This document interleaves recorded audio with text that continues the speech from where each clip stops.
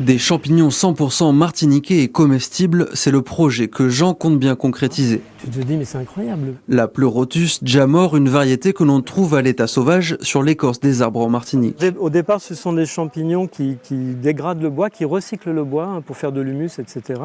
Et puis, parmi tous ces champignons qui ont cette fonction de recyclage du bois mort et de feuilles mortes, etc., il y a certains champignons qui sont de très bons aliments, en fait, d'un point de vue gastronomique, mais également nutritionnel.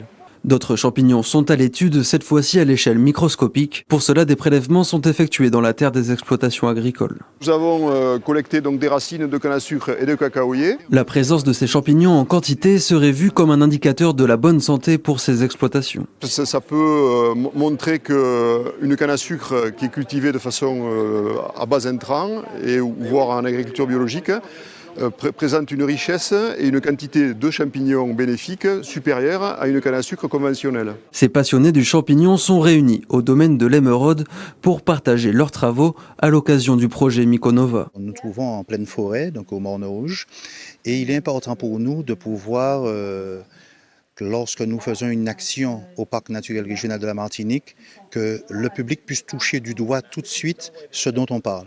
Nous parlons de champignons, donc pourquoi ne pas nous trouver là où se trouvent les mycorhizes, tous les champignons donc différents. Un projet d'avenir porté par la maire du Morne Rouge. La filière du champignon martiniquais aspire à se développer. Nous pensons qu'aujourd'hui, ce Myconova sera un bien pour la production locale, puisqu'il faut développer l'économie par tous les moyens. Et c'est ce que le Parc naturel régional a décidé de lancer. Le parc a signé une convention avec la ville du Morne Rouge que je dirige pour implanter un laboratoire qui sera placé au quartier Champflore dans une ancienne école désaffectée. Ce séminaire sur 2 jours, ponctué de conférences et d'ateliers, est une étape de plus dans la valorisation du projet Myconova lancé en 2018.